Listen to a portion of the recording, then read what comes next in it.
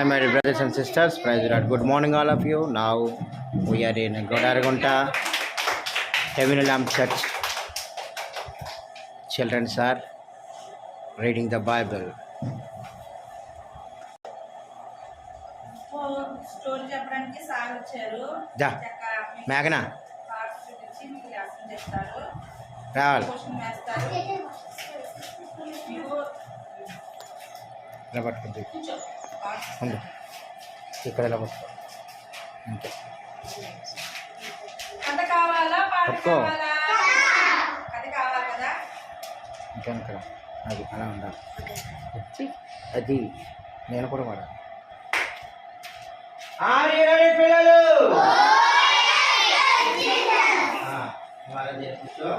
ఈసారి మనం స్టోరీ చెప్పుకున్నాం. కూర్చొని కదా వాళ్ళ జరుగు పట్టుకోవాలి.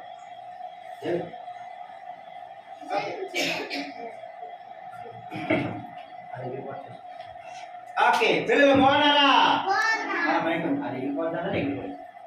పిల్లలు బాగున్నారా? చాలా సంతోషం. సండే స్కూల్ టీచర్ ఇక్కడికి రావాలి. సండే స్కూల్ టీచర్ ఇక్కడికి రావాలి.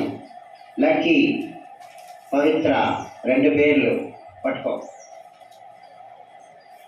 ఎలా పట్టుకో, ఎలా పట్టుకో, ఇలా పట్టుకో. ఓకేనా? ఈరోజు మీకు ఒక అద్భుతమైన స్టోరీ మీకు చెప్పబోతా ఉన్నాను. 2024వ సంవత్సరం డిసెంబర్ నెల 29వ తారీఖు ఈ సంవత్సరంలోని చివరి ఆదివారాలకు మనం వచ్చేసాం. అయితే ఈ సంవత్సరం అంతా దేవుడు మనల్ని కాచి కాపాడినందుకు ఆయనకు ఒకసారి గట్టిగా చెప్పబడతాం. అయిపోయింది. Very good. నెక్స్ట్ ఇయర్ వస్తుంది. వచ్చే సంవత్సరం ఏ సంవత్సరం? 2025.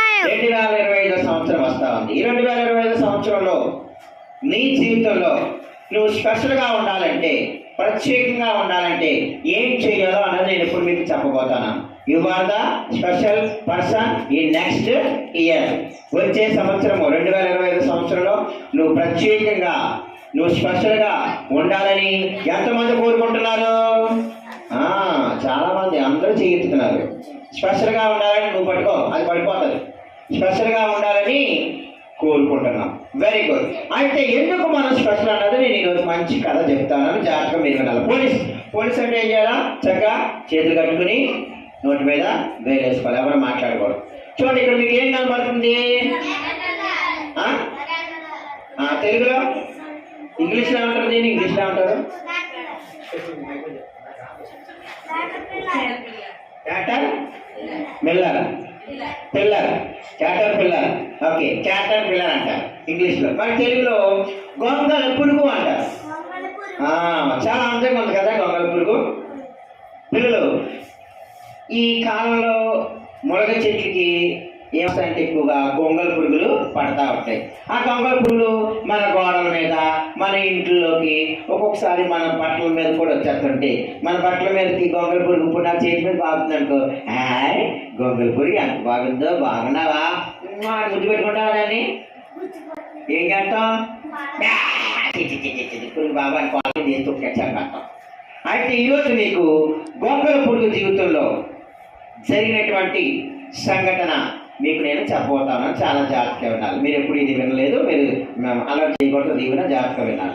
ఓకే, చూడండి, ఈ గొంగళ పురుగు చాలా అందంగా ఉంది, చాలా చక్కగా ఉంది. తన ఇంటిలో, తన గుడిసెలో ఇలా పట్టుకోవాలి. తన గుడిసెలో చక్కగా అందంగా ఉంది. మంచి చెట్టు మీద ఉంది, ఆకులు తింటూ తన జీవితాన్ని సాఫీగా సాగిపోతూ ఉంది. అయితే ఒకరోజు అనుకున్నాక, అరే నాకు ఎవరు ఫ్రెండ్స్ లేరేంటి, నేను కొంతమంది ఫ్రెండ్స్ని ఏర్పాటు చేసుకుందామని చెప్పి అనుకున్నాను మనసులో. మీరు అలాగే కూర్చోండి. ఇప్పటి వరకు చెప్పిన కథలో టీచర్ గారు ప్రశ్నలు అడుగుతూ నాకు కరెంట్ అడుగు త్వరగా అడగా. ఇంగ్లీష్లో ఏమంటారు దాన్ని అడుగు. గొంగళ పురుగుని ఏమంటారు? క్యాటర్ పిల్లర్. ఏమంటారు? సరే, మన జీవితం క్యాటర్ పిల్లర్లా ఉండకూడదు. క్యాటర్ పిల్లర్ రాబోయే దినాల్లో అది ఏ రీతిగా తయారవుతుంది? ఏంటి? బటర్ఫ్లైగా తయారవుతుంది. అది అందరికీ తెలుసు. కానీ దాని మీద స్టోరీ చెప్తున్నారంటే చాలా ఆసక్తిగా ఉంది కదా మనకి. చెప్తారు వినండి. వచ్చేసారు ఛార్జింగ్ పెట్టారు. ఓకే, చూడండి. తన ఇంట్లో తన చెట్టు మీద తన గుడ్స్ మీద ఏర్పాటు చేసినటువంటి ఇంట్లో చెట్ల మీద ఎక్కువ గొంగళపూలు ఉంటాయి కదా, మగ చెట్ల మీద ఒక చిన్న ఇల్లు ఏర్పాటు చేసుకుని, ఇల్లు అంటే ఇలా తయారు చేసుకుంటామట గూడులాగా. అందులో ఉంటూ అనుకుంటుందంట ఏమని, అదే నాకు ఎవరు ఫ్రెండ్స్ లేరండి, నేను ఫ్రెండ్స్తో కలిసి ఆడుకోవాలి అనుకుంటుందంట. మీరు అందరు స్కూల్కి వెళ్ళిపోయిన తర్వాత దీవుని ఒక్కటే ఉంటుంది. ఏంటప్పా అని సరిగ్గా దేవుడు అక్కడే ఉంటుంది. అప్పుడప్పుడు వచ్చినా కొడుతుంటా ఉంటుంది అనమాట. సార్ అని చెప్పి, అంటే ఫ్రెండ్స్ లేకపోతే పోతా ఉంటుంది. అందుకే స్కూల్లో ఫ్రెండ్స్ కావాలి, ఇంట్లో ఫ్రెండ్స్ కావాలి, మనం ఎక్కడికి వెళ్ళినా ఫ్రెండ్స్ కావాలి. మరి ఇది చక్కగా చెట్టు మీద అంటా ఉంది, దానికి ఫ్రెండ్స్ లేక బాధపడతా ఉందంట. ఒకరోజు ఫ్రెండ్స్ని కలుసుకుందామని అలాగా నెమ్మదిగా నడుచుకుంటూ వెళ్ళిందంట. ఎక్కడ ఏం కనబడుతుంది మీకు? చీమని ఇంగ్లీష్లో అంటారు యాంట్ అంటారు. చీమని ఇంగ్లీష్లో అంటారు యాంట్ అంటారు అనమాట. ఈ చీమ ఏం చేస్తుంది? చీమ నెత్తి మీద ఏముంది? ఆకు, అంటే ఆహారాన్ని మోసుకుంటా ఉంది. జ్ఞానం గల చీమలు ఏం చేస్తాయంటే చలికాలంలోనికి వర్షాకాలంలోనికి వస్తుందనగా వేసవి కాలం అంతా కూడా ఏం చేస్తాయంట, కోతకాలంలో పంటనంతా కూడా వాళ్ళ గొలుసుల్లో దాచుకుంటాయి. ఇలా చూడాల్సినవి ఇలా చూడాలి. అయితే చీమ గురించి ఒక డాక్యుమెంటరీ వచ్చింది, టీవీలో ఒకసారి వేశాను, నేను చూశాను. ఆ చీమలట భూగర్భంలో కానీ లేకపోతే కింద కానీ చాలా ఇల్లులు కట్టుకుంటాయి. మీరు ఎప్పుడైనా చూసారు లేదో, టీవీలో అప్పుడప్పుడు వస్తూ ఉంటుంది. ఆ ఇల్లులు కట్టుకున్నప్పుడు లోపల ఆహారాన్ని అంతా కూడా దాచుకుంటాయి అన్నమాట.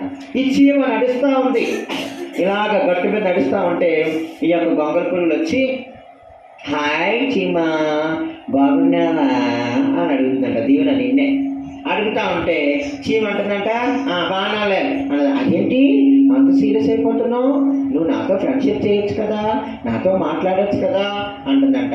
నీకు పని పాట లేదు, నువ్వు చూస్తేనేమో నాలాగా ఉన్నావు, నిన్ను ముట్టుకుంటేనే నాకు చిరాకు, నిన్ను ముట్టుకుంటే నాకేమొస్తుంది, గుళ్ళు పుడుతుంది, అంటే దురద వస్తుంది, కాబట్టి దూరంగా అవతలికి అంత వెళ్తా ఉందంట. పాపం ఈ గొంగళపురుగి నోరు తెరిచి ఏడుస్తూ ఉందంట. అయితే నేను చాలా పని ఉంది, ఇదిగో నేను పని చేసుకుంటా ఉన్నాను, రాబోయేది వర్షాకాలం, రాబోయేది చలికాలము, ఈ ఎండాకాలం అంతా కూడా నేను కష్టపడి మా గుడిసెలో మా గృహాల్లో మా గుహల్లో ఆహారం దాచుకోవాలి, ఇదిగో ఆకులు మోసుకున్నాం అటు తక్కువ అని చెప్పి అంటుందంట. చీమ కోసం ఒక పాట ఉంది, మీకు వచ్చే వారం నేర్పిస్తాను, నాకు జ్ఞాపకం చేయండి. ఓకే, బాలము లేని చిట్టి చీమలు లెఫ్ట్ రైట్ లెఫ్ట్ బుద్ధి కలిగి నడుచుకునేను వా వా వావ్. తర్వాత చాలా పెద్ద పాట ఉంటుంది, తర్వాత చెప్తాను. ఓకేనా? ఈ చీమ ఏం చేస్తుంది? ఆహారాన్ని మోసుకుంటూ తన ఇంట్లోకి తీసుకెళ్తా ఉంది. క్యాటర్పిల్లర్తో మాట్లాడుతూ ఉన్నప్పుడు నాకు ఇష్టం లేదని చెప్పినప్పుడు ఇది బాధతో ఇంటికి వెళ్ళి పడుకుందంట. పడుకొని ఏడుస్తూ ఉందంట, ఏసయ్యా నాకు ఎవరు ఫ్రెండ్స్ లేరేంటి, నాతో ఎవరు మాట్లాడతలేదేంటి, అయ్యో నా బ్రతుకు ఇలా ఎందుకు నన్ను ఇలా పుట్టింపు చేసావు, నేను నల్లగా ఉన్నాను, నన్ను అందరూ తిరుగుతూ ఉన్నారు, నేను అందంగా లేనా, అయ్యో నా జీవితం వింటేనా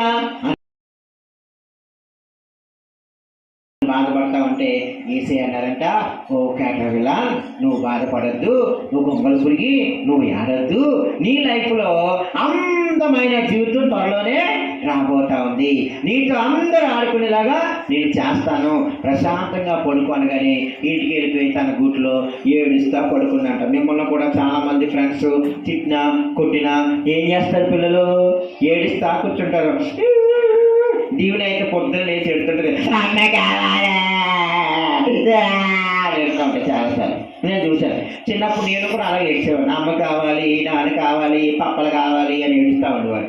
అప్పుడు గబగబా ఏం చేసేవారు?